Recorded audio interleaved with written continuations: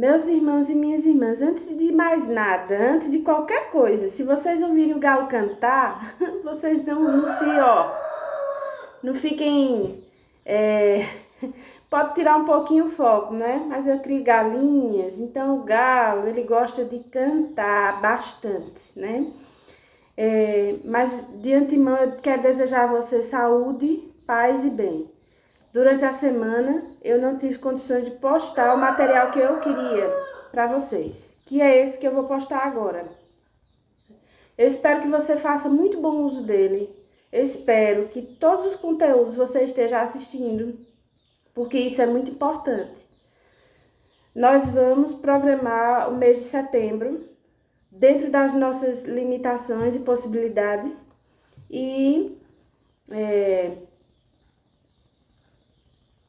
em algum momento eu vou precisar do encontro com vocês, pelo menos com 50% da turma, tá? Mas quando esse momento chegar, eu vou falar. E eu tô pensando, e eu já quero que vocês vão pensando também uma forma, porque eu quero fazer um retiro com vocês antes da Crisma.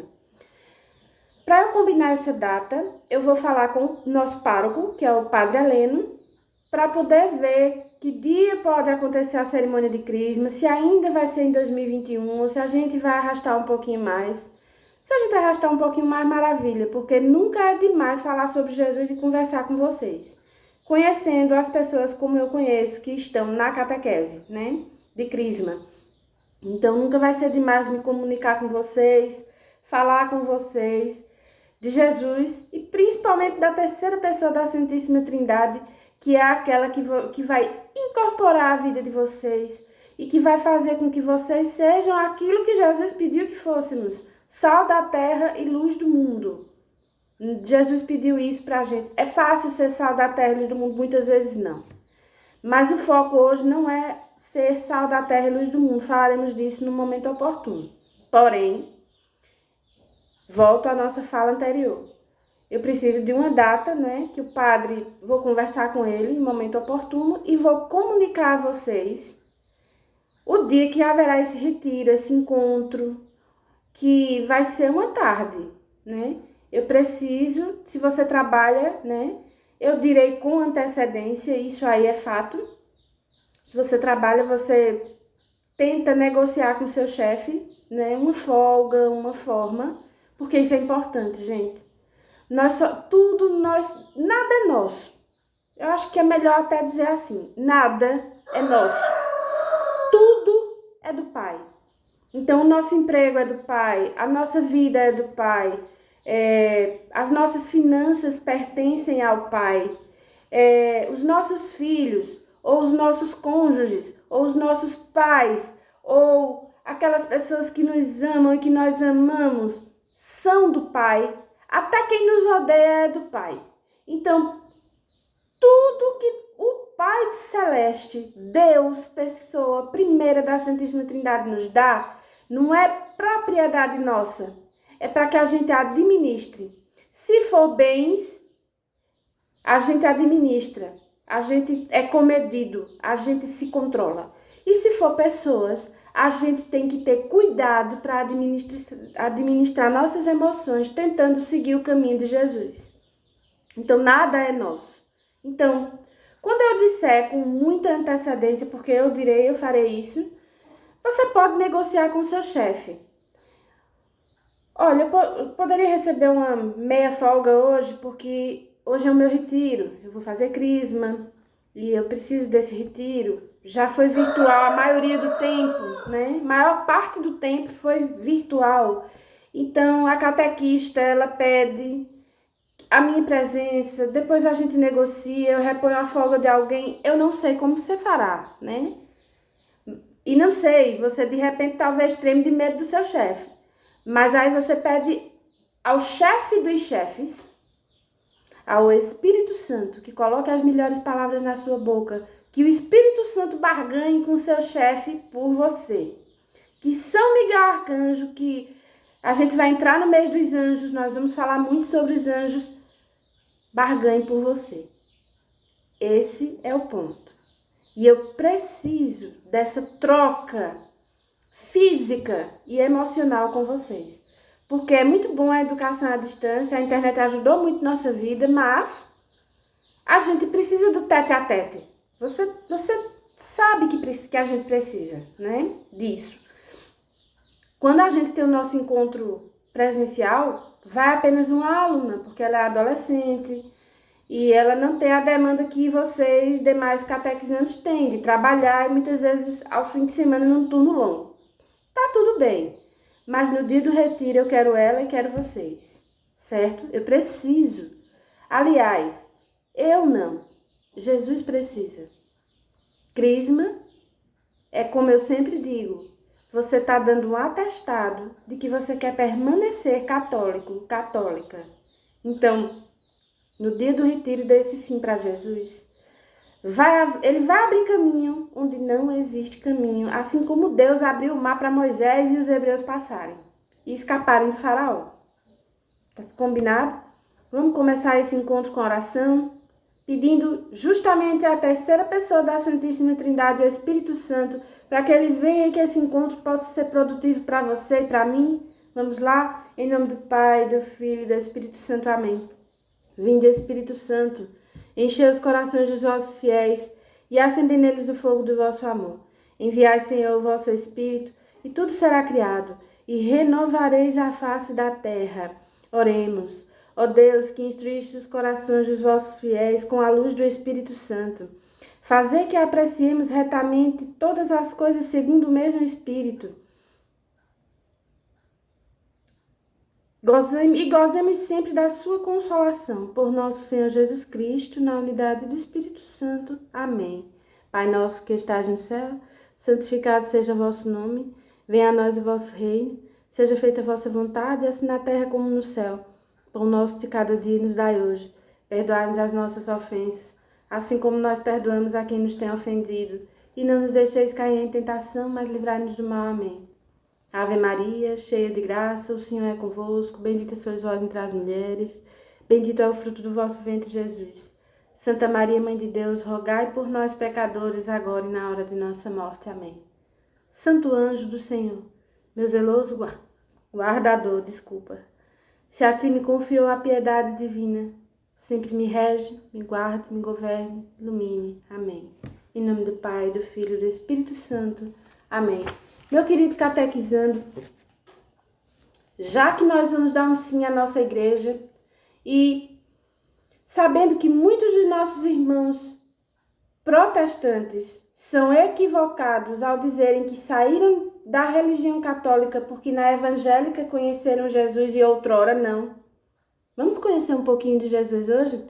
Eu vou falar sobre o Evangelho de São Marcos, tá? O Evangelho de Jesus segundo São Marcos. É muito importante. Muito importante.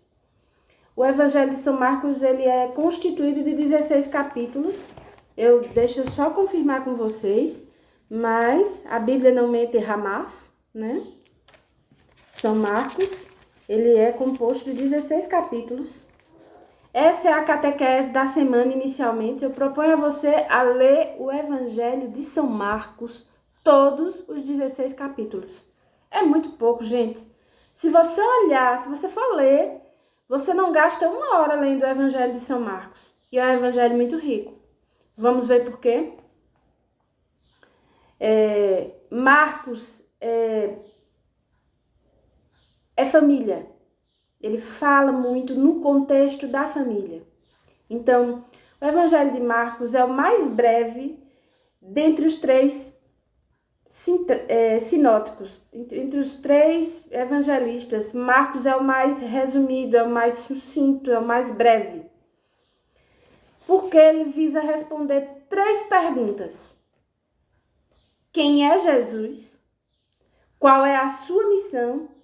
E como se tornar o seu discípulo. Esta é a missão do Evangelho de São Marcos. Quem é Jesus? Qual é sua missão? E como tornar-se seu discípulo. Alguns dos meus catequizandos aqui sabem que eu também sou treinadora e palestrante. E muitas vezes eu perguntei a algumas pessoas, e em algumas palestras que eu dei, qual é a sua missão? Quem é você? Né? Eu só vou saber qual é a minha missão quando eu me conhecer. Enquanto eu não sei quem sou eu, enquanto eu não sei quem é Vânia, eu não consigo ter um raio-x de mim mesma e não entendo para que vim para o mundo. Muita gente quando está com depressão, muita gente quando está sofrendo, muita gente quando está num processo de vitimização às vezes, e isso não é culpa da pessoa, claro, ela se pergunta, para que eu vim para o mundo? O que foi que eu vim ver nesse mundo? Qual a minha finalidade nesse mundo? E quando alguém chega para mim e diz isso, eu digo, boa pergunta, por que você veio para o mundo? Você não é obra do acaso. Deus não te colocou aqui e Deus não é esse vingador que fica lá no céu sorridente e fazendo de nós fantoches assim. Esse eu vou privilegiar, esse eu vou amaldiçoar, viu? Não. Eis o segredo de tanta gente que, do nosso ponto de vista, não tem uma boa conduta, se dá bem.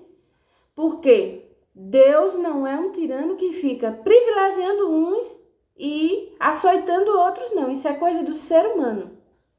Em uma passagem, Jesus diz a Pedro, Jesus diz que vai passar por todas as tribulações, que vai ser julgado, condenado, vai ser crucificado e morto, mas que ressuscitará ao terceiro dia. Aí Pedro, conhecendo Jesus, porque antes Jesus pergunta, quem dizeis que eu sou? E Pedro vai e diz, tu és o Cristo, o Filho de Deus. E aí, quando Pedro reconhece isso, que Jesus diz que ele é Pedro, e sobre esta pedra eu edificarei minha igreja, e as portas do inferno não prevaleceram contra ela, que Jesus diz que vai passar por isso, que Pedro diz, não, Senhor, o Senhor não permitirá isso jamais. E Jesus diz, afasta-te de mim, Satanás. Pensais como homens e não como Deus. Então, quando a gente diz, eu não sei para que eu vim pro mundo, por que só comigo? Por que fulano é tão malzinho? Eu sou tão bonzinho, e fulano se dá bem, eu não. Que mundo injusto, que Deus é esse? Não vou mais acreditar em Deus. Pensais como homens e não como Deus. Deus não é tirano. Deus não é tirano. Coloquemos bem isso na nossa cabeça. E enquanto nós estamos julgando, estamos com aquela toga de juiz, de Deus, que nenhum de nós é conferido isso, esse poder de julgador, né? Nós estamos vendo nossa vida passar, vendo outro que no nosso julgamento é malzinho e se dá bem, e deixamos de correr atrás dos nossos objetivos, e um deles é saber a nossa missão. Marcos ensina qual a missão de Jesus. Marcos ensina quem é Jesus. E Marcos ensina o principal, como fazermos para chegarmos a ser discípulos e discípulas de Jesus, né? Essa obra de Marcos, esse evangelho de Marcos, ele inaugura o cristianismo, o gênero literário denominado evangelho.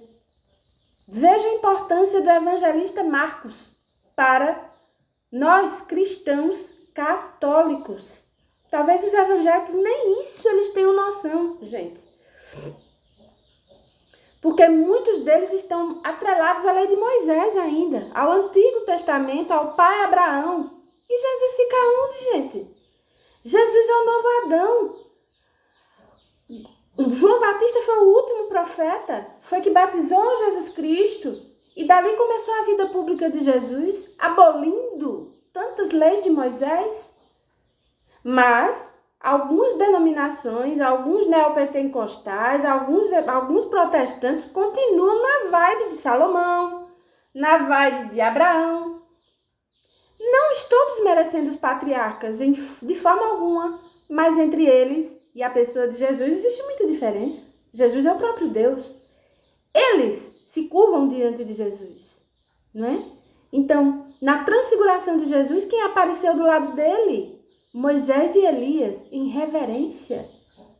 Então, eles foram um pilar, eles foram um alicerce, todos aplainaram o caminho de Jesus, mas Jesus é supremo, é o próprio Deus encarnado. Então, não tem por que eu seguir a vibe só de Abraão. Eu tenho que admirar Abraão. Abraão tem que ser modelo de fé para mim. Mas eu não posso viver na vibe de Abraão. Meu pai Abraão, o pai Abraão é o pai Jesus. Jesus, o nosso libertador. Mas esse é libertador dos judeus.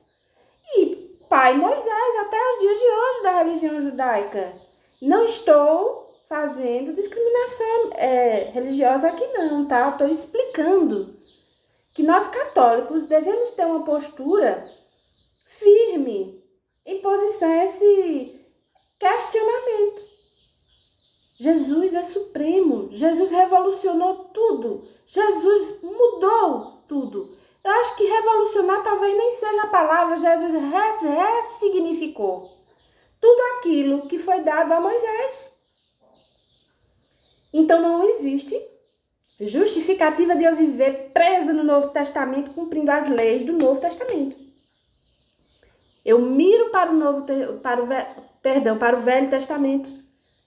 Eu olho para o Velho Testamento para eu me automotivar, para eu alimentar a minha fé, para eu dizer, é nisso que eu quero seguir. Olha como foi bonito até chegar em Jesus. Mas de Jesus em diante é Jesus. É Jesus. É para Jesus que a gente tem que olhar. Vamos em frente. Você sabe o que significa evangelho? Alguns devem saber, outros não. Evangelho significa boa nova. É uma pronúncia que vem do grego. A maioria das pronúncias que nós fazemos, em termos bíblicos, em termos teológicos, elas vêm do grego, elas vêm do latim. E evangelho é uma pronúncia grega, né? Angelion é boa, né? Angelion, boa, notícia, mensagem, boa. Angelion. Então, é evangelho. É o anúncio de um acontecimento bom, extraordinário. Extraordinário.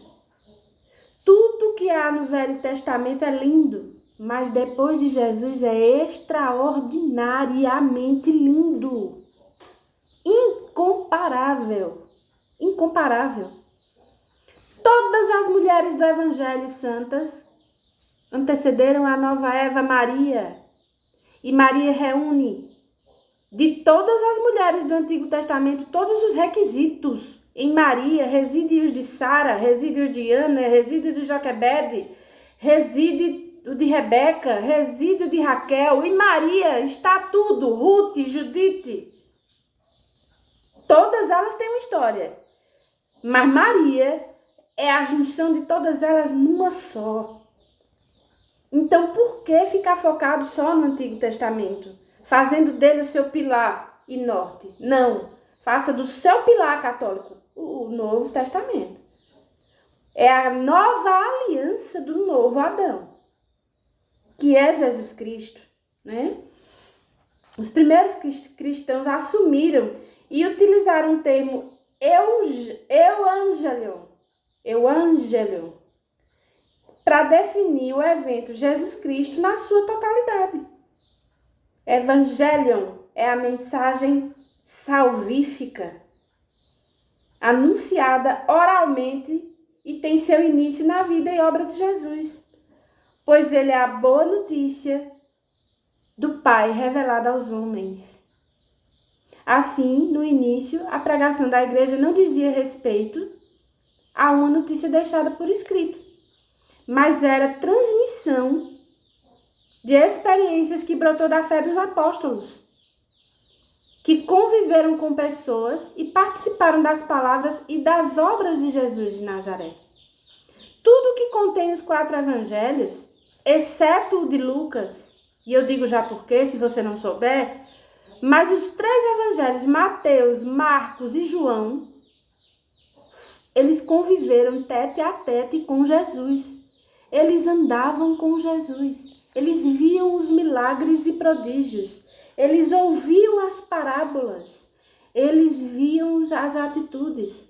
Eles sabiam a personalidade de Jesus, porque Jesus se deixava abrir-se, se deixava conhecer.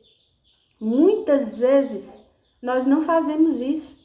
A gente cria, ao invés de uma ponte, um muro entre nós e as pessoas. E aí, muitas vezes, nós somos julgados. Às vezes, a gente fina, boa praça, tudo de bom. Mas a gente porque não se conhece, porque não sabe nossa missão neste mundo, enquanto ser humano e enquanto cristão católico, cria, ao invés de uma ponte, uma redoma ou um muro de concreto, e o outro não nos conhece, e o outro começa a nos julgar e a dizer, ali não presta não, vai lá, aquilo é uma cara de pau, aquilo é uma antipática, um antipático, né? Você é julgado pela capa. Mas Jesus não. Olha o primeiro exemplo, né, que Jesus nos dá. Ele se deixava, ele se permitia conhecer. Até mesmo as pessoas que não eram judias, os saduceus, né? Pessoas que tinham outras denominações e que não se misturavam com os judeus, tinham esse conhecimento de Jesus. A mulher do fluxo de sangue, ela não era judia, mas ela correu atrás porque ela disse, ali eu vou encontrar a cura. E isso é o quê? Abertura. Jesus se abria não só ao seu grupinho social, Jesus queria muito mais. Jesus foi um visionário. Jesus foi aquele que disse, quanto mais ao meu redor, melhor. Nós fazemos isso no nosso dia a dia, quanto mais, melhor, mesmo que ele não tenha tantas boas qualidades assim. Sim, porque se você for olhar o Evangelho, se você for ver as pessoas que se converteram e que se tornaram grandes amigos de Jesus, não tiveram muito boa conduta não, viu? Foi prostituta, que deixou de ser, e que viu que ali havia o Deus personificado diante dela, era cobrador de imposto, que superfaturava o imposto, devolvia a parte do império de Roma e ficava com o restante para ele, era rico.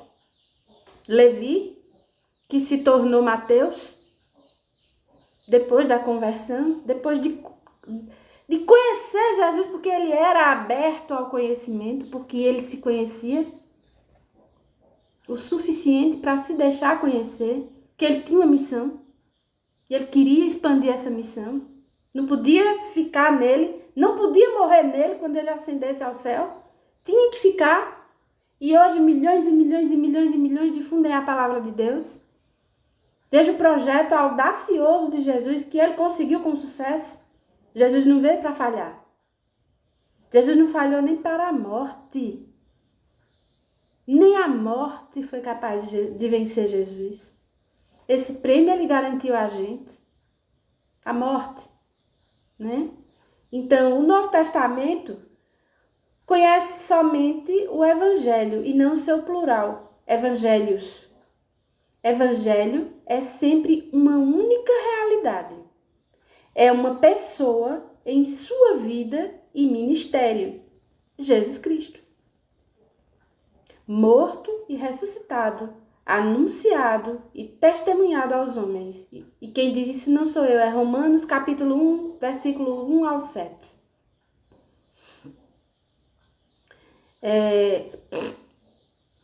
Não dizemos os evangelhos, a gente diz o evangelho. Se você for olhar, o que tem em Mateus tem em Marcos, com palavras diferentes. E às vezes tem em Mateus e não tem em Marcos. Tem em Lucas, falo já em Lucas. E tem em João. O evangelho de Mateus eu já expliquei. O interesse dele, né? Quem é Jesus, mostrar quem é Jesus, mostrar a missão de Jesus e mostrar como se tornar discípulo de Jesus. Essa é a missão do Evangelho de Marcos. Este é o intuito do Evangelho de Marcos. O Evangelho de Mateus já trata de outras situações. Lucas foi o único que não foi discípulo de Jesus. O Evangelho de Lucas é todo escrito após a ressuscitação de Jesus. E quem narrou os fatos para Lucas foi Maria Santíssima. Nossa Senhora, antes de ser assunta ao céu, celebramos domingo passado o final, né, dessa grande festa em que Maria morre, mas o próprio Jesus vem buscá-la em corpo e alma para o céu. né? Este é um dogma de fé católico. Maria não está morta, Maria morreu, mas subiu ao céu. Ela ansiava o céu, né? Então, se não me engano, por volta de 30 anos após a morte de Jesus, veja quanto tempo Maria ainda ficou na terra, evangelizando, catequizando, mostrando quem era Jesus. E não era como a mamãezinha não, viu? Era como uma ministra da palavra. Uma discípula fiel do seu filho. Mas ela almejava o céu, ela sentia saudade daquele filho. E ele veio buscá-la. Assunção de Maria, diferente de ascensão. Ascensão, Jesus subiu, Jesus é Deus. Por seu próprio poder, ele subiu ao céu. A Assunção é diferente. Ela foi levada, ela foi resgatada. É diferente. Então, o Evangelho de Lucas trata de tudo que Maria Santíssima presenciou da vida de Jesus, desde a concepção até a ressurreição. Por isso que só o Evangelho de Lucas tem o Magnífica, por isso que só o Evangelho de Lucas tem a saudação de Isabel a Maria, onde ela diz que só de ouvir Maria falar, a criança no ventre dela estremeceu. Por isso tem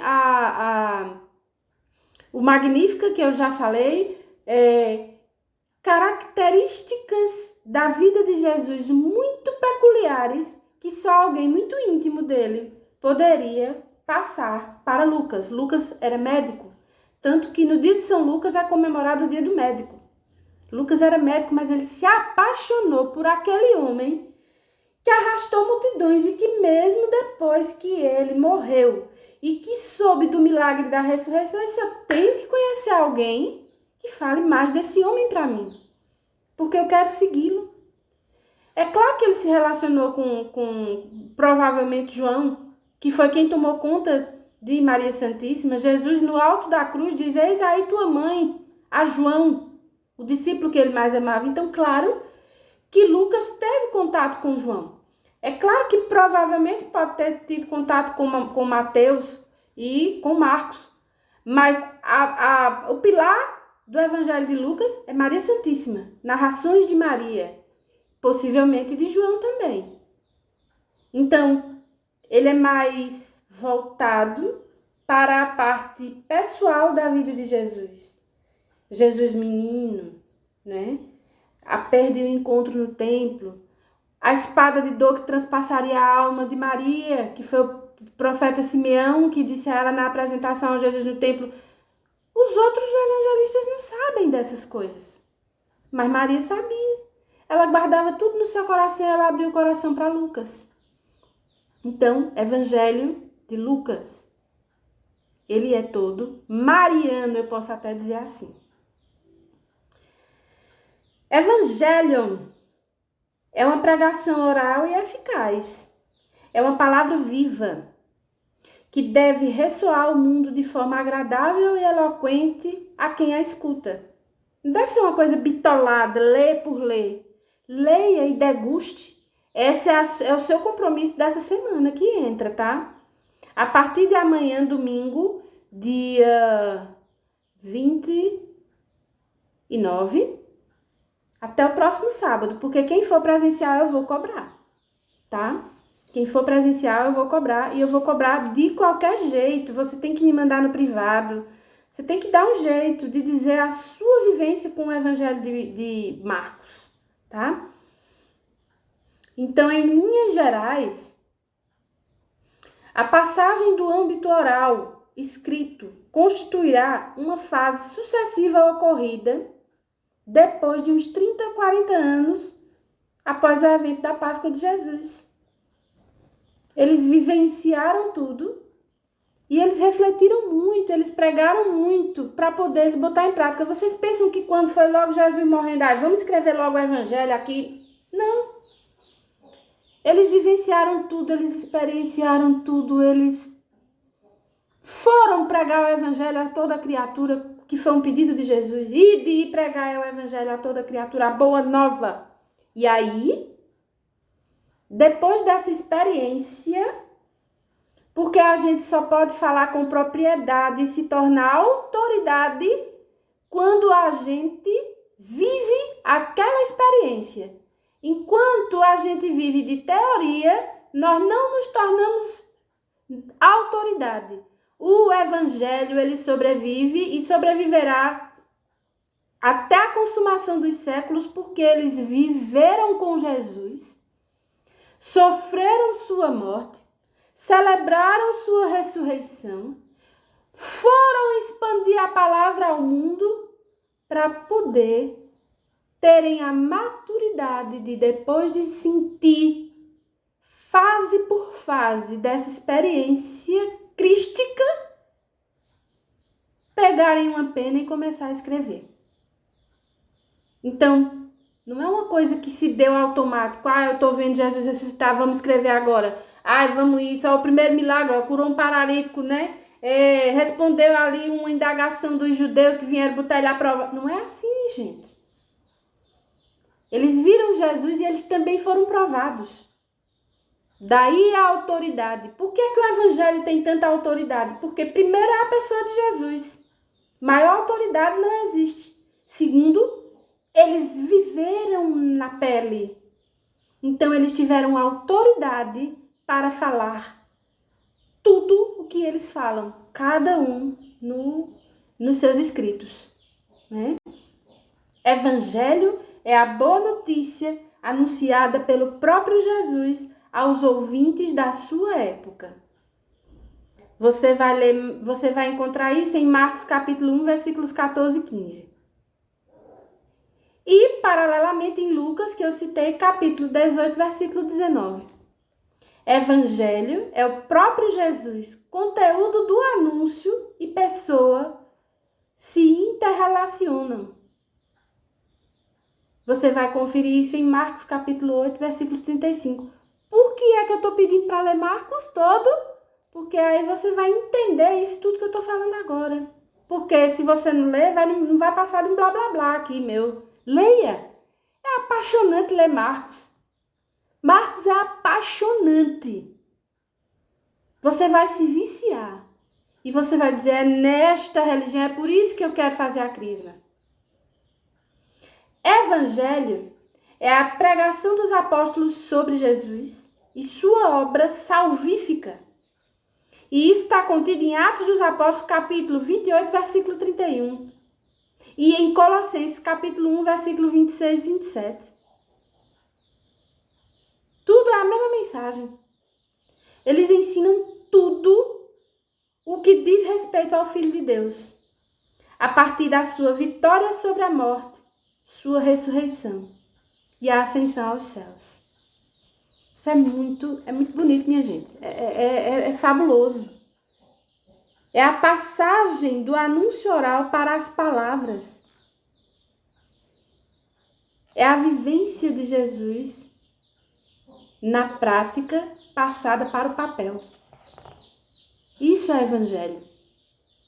São Francisco de Assis, eu gosto muito de São Francisco de Assis. Aliás, eu não sei qual é o santo que eu não gosto, né? Eu amo Santa Teresinha, doutora da igreja, tão novinha, né? Eu amo Francisco de Assis, amo Clara de Assis. Eu amo essas criaturas, porque eu não sei. Se você olhar meus stories, você vai ver que só tem coisa de santo lá. Porque eu não tenho outra base de sustentação que não seja essas pessoas que viveram Jesus na pele. Eles transpiravam Jesus. Né? Eu quero ser isso. Esse é um dos meus projetos de vida, transpirar Jesus. Mesmo que às vezes venha com uma lapada danada, mas eu quero transpirar Jesus. Eu busco isso, né?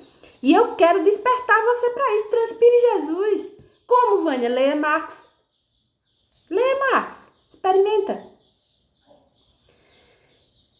Quem são os destinatários do Evangelho de Marcos? O segundo Evangelho, que é o de Marcos, se você for em toda a Bíblia, você vai ver que vem primeiro Mateus, depois vem Marcos, depois Lucas, depois João. Mas no meio da Bíblia é que a gente vai falar sobre essa cronologia, tá? Agora a gente só deve se deter que o segundo evangelho é o de Marcos.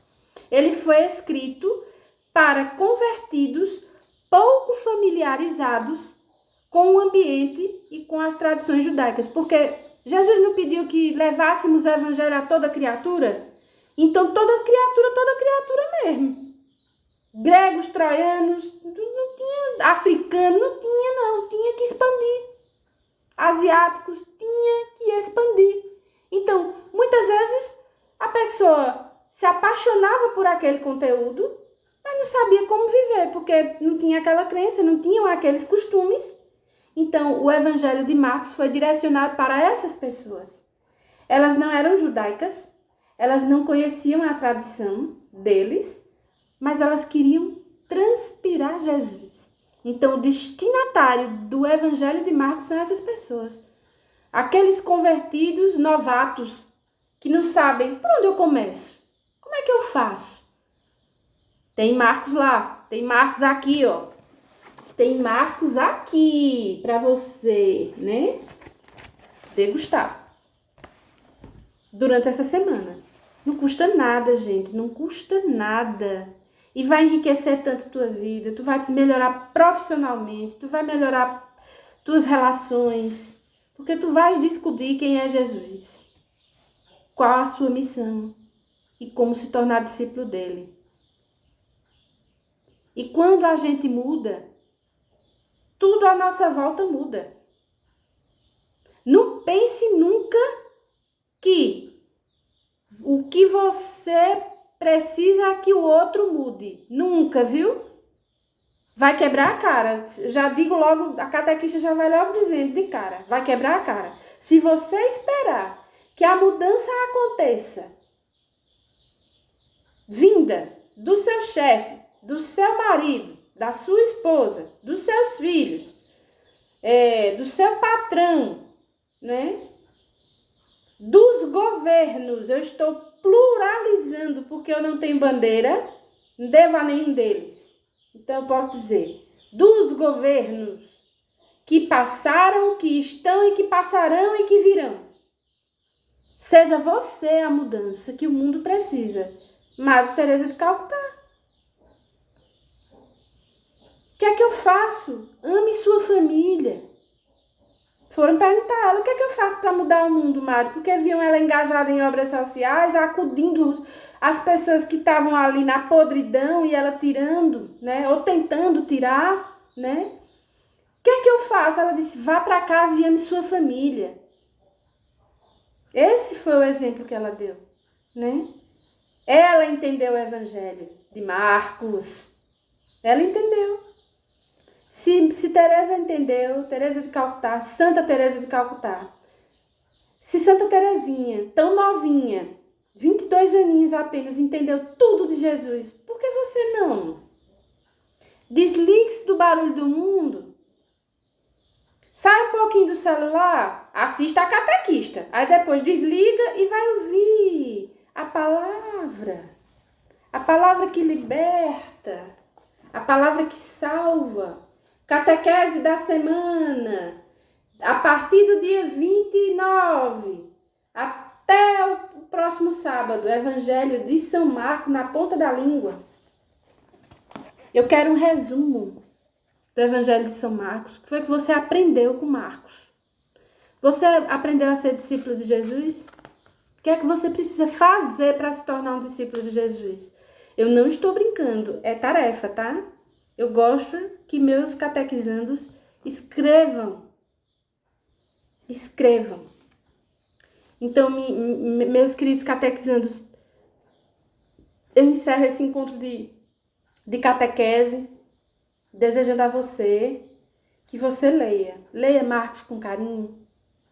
Leia Marcos com carinho. Não entendeu, volta. Não entendeu, volta. É assim que nosso cérebro funciona, tá? Você não vai entender de primeira. Não entendi, eu vou voltar àquilo que eu li. Eu quero conhecer Jesus. Não é pastor que vai me ensinar a conhecer Jesus. Não é padre que vai me ensinar a conhecer Jesus. Eu tenho que aprender a conhecer Jesus. E onde está a ferramenta? Evangelho de Marcos. Eu fico muito triste quando eu vejo uma pessoa dizer, eu conheci Jesus. Pastor fulano. Sério?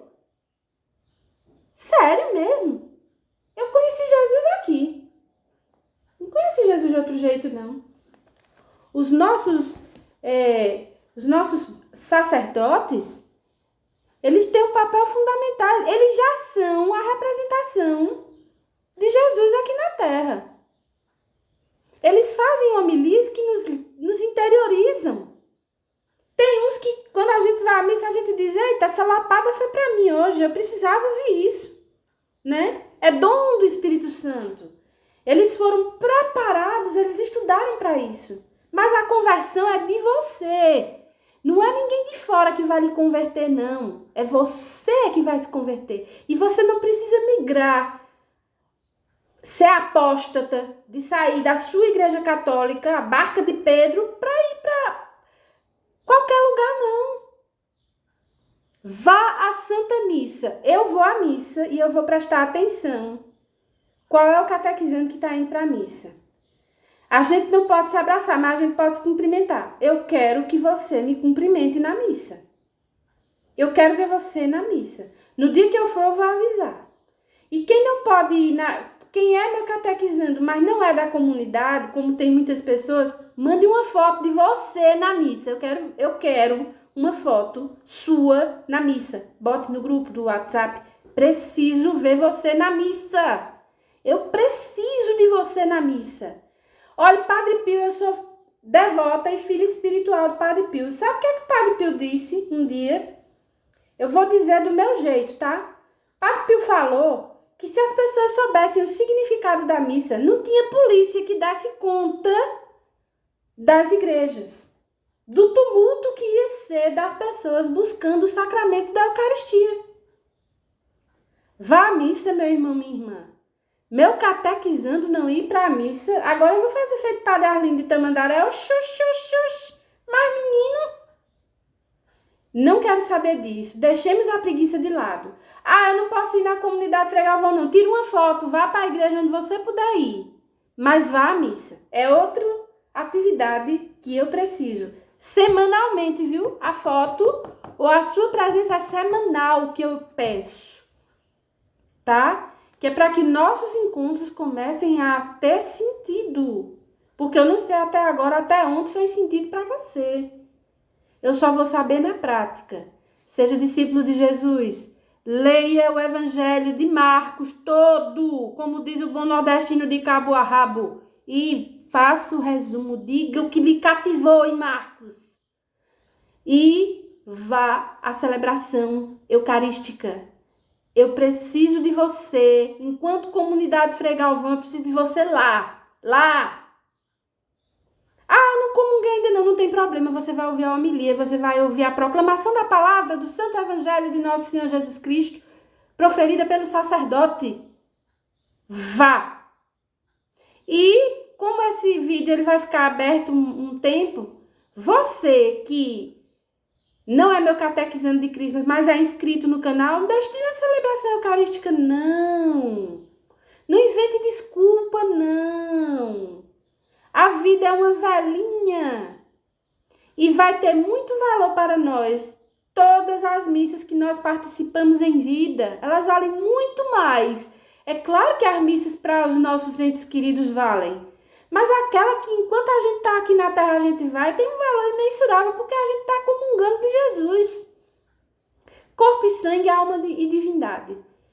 Então, não deixe de ir, não. Eu vou esperar. Eu vou botar no grupo o dia que eu vou. Eu vou esperar. Tá bom? Desejo a você saúde, paz e bem. Nós vamos nos comunicando. Qualquer coisa me procure. Eu terei imenso prazer em falar com você. Posso não responder logo, porque minha vida é bem corrida. Igual a sua. Mas eu respondo, tá? Até o nosso próximo encontro, se Deus quiser. Deus te abençoe e te guarde.